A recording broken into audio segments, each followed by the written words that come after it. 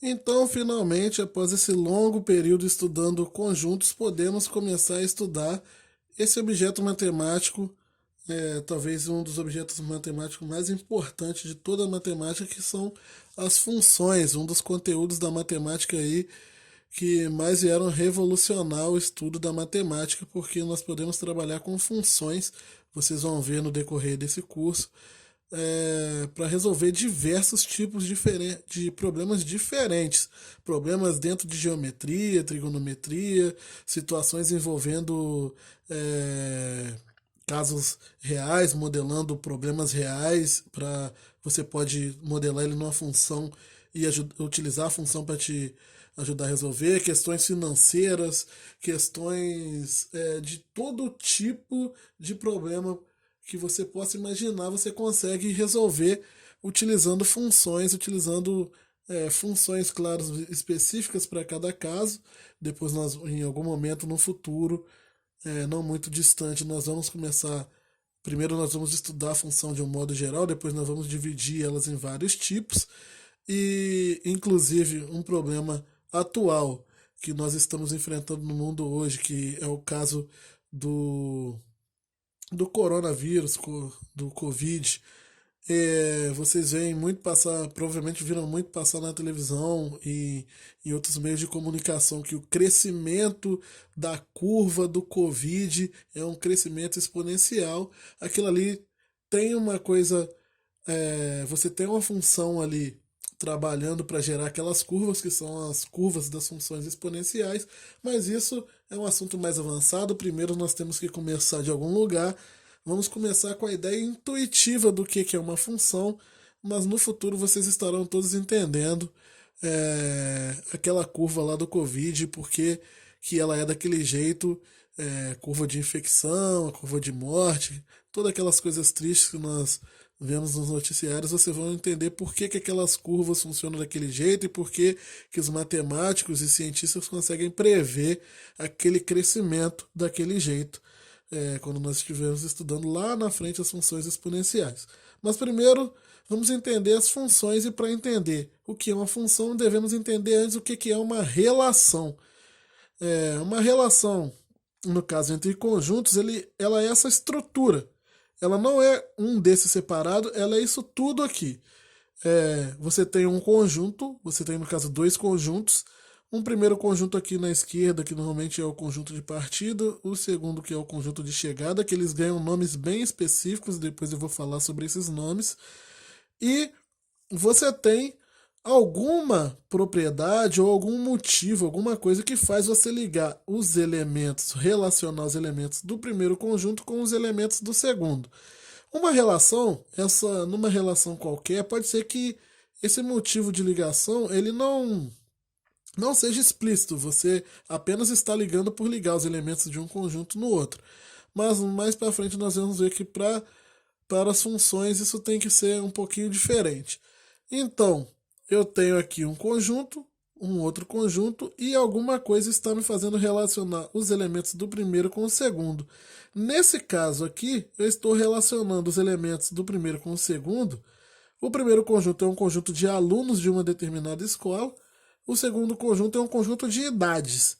E eu estou relacionando eles através dessa propriedade idade dos pais. Então eu quero ligar cada aluno à idade dos pais desse aluno. Então vamos supor, o Caio, o pai do Caio, ele tem 52 anos, vamos supor. Então eu colocaria aqui o Caio sendo relacionado com 52. A Camila, ela tem. A mãe do Caio tem 40, digamos assim. Então o pai do Caio tem 52, a mãe do Caio tem 40. A Camila, vamos supor que o pai e a mãe dela tenham 37. Ambos têm 37, então ela só vai ter uma ligação. O Josué, o pai tem 30, a mãe tem 33, sei lá, e vamos botar um aleatório aqui, o pai tem 40. Você está vendo o que está acontecendo? Eu estou relacionando os elementos de um conjunto com outro através dessa propriedade, idade dos pais. Essa estrutura toda aqui é o que eu chamo de relação entre esses dois conjuntos. Então, o João aos 52, vamos supor que os pais do João ambos têm 32, e o Márcio, a mãe dele ou o pai dele possui 20 anos. Então eu estou aqui com uma estrutura, essa estrutura aqui formada é uma relação, e isso aqui, gente, é a ideia intuitiva. É óbvio que eu estou trabalhando aqui com conjuntos ainda na forma de diagramas, depois isso vai mudar, nós vamos trabalhar, ver como se trabalha com isso em outras representações de conjuntos, intervalos e tudo mais. É, essa seria a ideia de uma relação. O que que faz uma relação se tornar uma função? Uma relação ela vai ser uma função, ainda na ideia intuitiva, sempre que duas coisas acontecerem. A relação que eu estou querendo fazer, a propriedade que eu estou fazendo é o conjunto, os elementos do primeiro conjunto se ligarem aos elementos do conjunto, tem que ser uma propriedade onde todos os elementos do primeiro conjunto estão ligados a alguém do segundo e nunca pode acontecer de um cara aqui do primeiro ter duas ligações no segundo. Então, o que vai acontecer? Todo mundo vai estar ligado a alguém.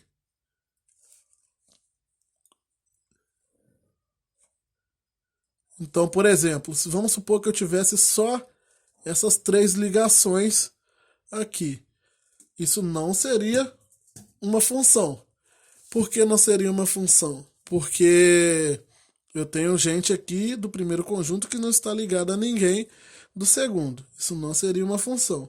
Para ser uma função, todos do primeiro têm que estar ligados a alguém do segundo, não a todos do segundo. E outra, você não pode ter alguém ligado duas vezes. Então eu não poderia ter, como aconteceu lá nas relações, ter, por exemplo, um Josué ligado ao 32 e o 40.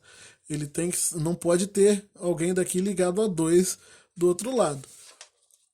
E observe como a propriedade fala muito sobre isso. Quando eu estava aqui nas relações, a propriedade que estavam ligando os elementos do primeiro com os elementos do segundo era a idade dos pais.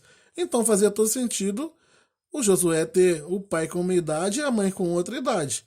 Agora, a propriedade que está ligando os elementos do primeiro aos elementos do segundo é a idade do próprio aluno.